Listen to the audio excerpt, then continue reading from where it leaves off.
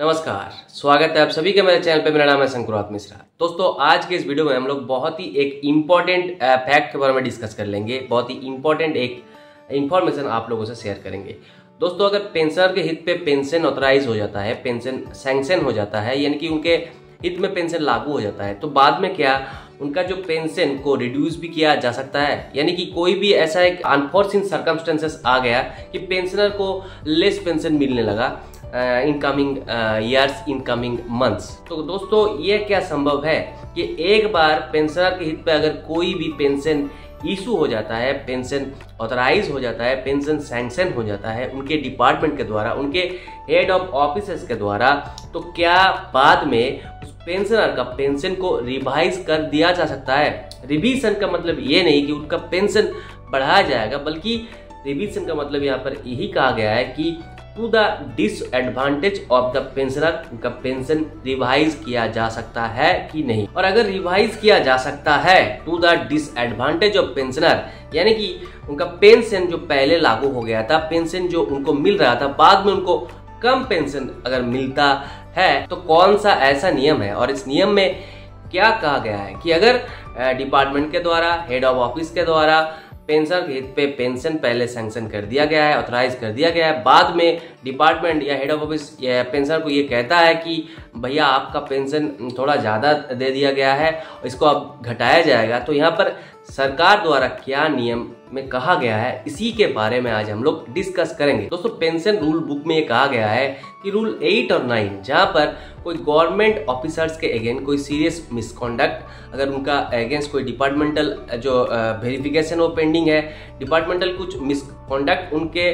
नाम पे है और जहाँ पर वेरिफिकेशन चल रहा है, नहीं तो उनका कोई जुडिशियल मैटर है जो अभी भी पेंडिंग है और उनके हित पे प्रोविजनल पेंशन सैंक्शन किया गया है, तो इन दिस केस यानी कि रूल 8 और 9 के अंतर्गत जो फॉल करते हैं, जो भी ऑफिसर्स जो रिटायर कर गया है, नहीं तो रिटायर करने वाले हैं, उनके अगेंस्ट अगर कोई मिसकॉन्डक्ट, सीरियस मिसकॉन्डक्ट एलिगेशन है डिपार्टमेंट के थ्रू और जुडिशियल मैटर भी हो सकता है, तो यहाँ पर इन दिस केस डिपार्टमेंट और head of office directly pensioner का अगर पहले कुछ पेंशन उनके नाम पे ऑथराइज सैंक्शन कर दिया गया है, तो बाद में वो घटा भी सकते हैं विदाउट एनी नेसेसरी फॉर्मेलिटीज। मतलब अगर आपके पेंशनर के अगेंस्ट कोई भी जुडिशियल केसेस है, कोई डिपार्टमेंटल मिसकॉन्डक्ट का जो कोई भी केस पेंडिंग है, तो यहाँ पर आप लोगों को अगर पहले कोई पेंशन सैंक्शन कर दिया गया है और बाद में उसको घटाया गया है, तो यहाँ पर आप कुछ नहीं कर पाएंगे, क्योंकि यहाँ पर कहा गया है कि आपका जो पेंशन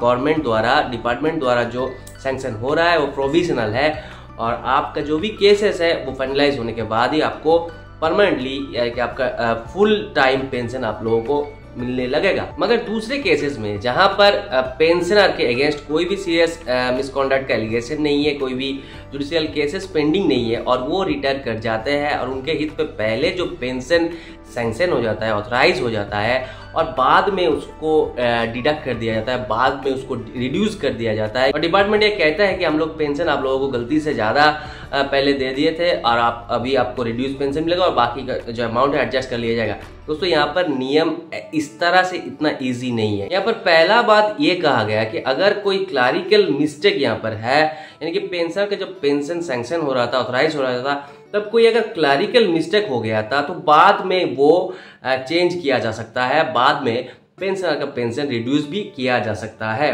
तो मान लीजिए आपका पेंशन होने वाला था 25,000 रुपये, वो हो गया है क्लरिकल मिस्टेक की वजह से 35,000 रुपये, तो बाद में ये डिपार्टमेंट, आपका हेड ऑफ ऑफिस आपको चिट्ठी दे के आपका पेंशन रिड्यूस कर सकता है। मगर दोस्तों, यहाँ पर ध्यान पे रखिएगा,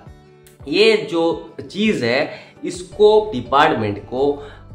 हेड ऑफ ऑफिस को 2 साल के अंदर कर लेना है। यानी कि अगर कोई क्लरिकल मिस्टेक हो गया है तो 2 साल की जो पीरियड है आपके रिटायरमेंट के टाइम से 2 साल के पीरियड तक अगर क्लरिकल मिस्टेक हो गया था आपका पेंशन सैंक्शन करने के वक्त, ऑथराइज करने के वक्त, और आपको ये कहा जाता है कि ड्यू टू क्लरिकल मिस्टेक आपका पेंशन ज़्यादा हो गया था और इसको अभी रिड्यूस कर दिया जाए, तो ठीक है, वो क्लरिकल मिस्टेक की वजह से आपका pension to the disadvantage of pensioner घटाया भी जा सकता है। मगर अगर 2 साल के पीरियड यहाँ पर खत्म हो जाता है और आप बाद में यानी कि आपका पेंशन सैंक्शन हो गया है, और आपको 3 साल के बाद ये कहा जा रहा है कि आपको ज़्यादा पेंशन मिल गया है, आपका पेंशन घटाया जाएगा, आपको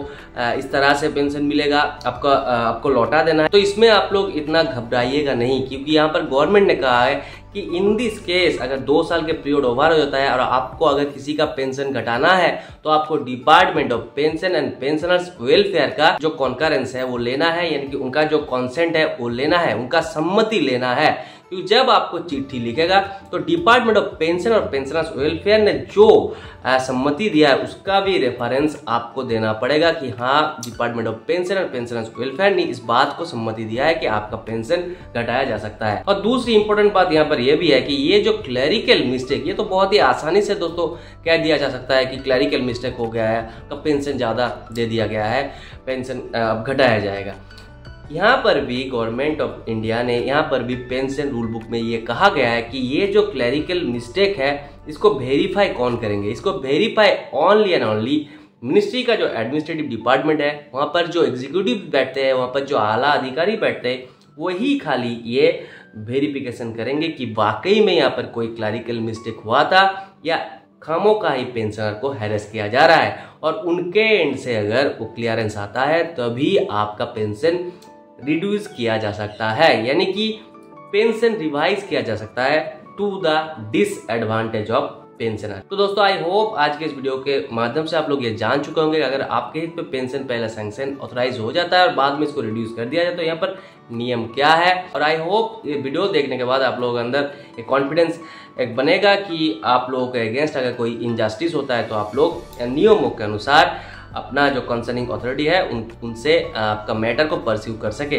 और वीडियो के डिस्क्रिप्शन में अपना डायरेक्ट यहाँ पर जो फ्रीक्वेंटली आस्क्ड क्वेश्चंस है जो department of pension and pensioners welfare pensioners के लिए, फैमिली पेंशनर्स के लिए बनाया है, वो मैं लिंक शेयर कर दूंगा। और ये जो नियम मैंने आप लोगों के साथ डिस्कस किया, इसका अगर सॉफ्ट कॉपी आप लोगों को चाहिए तो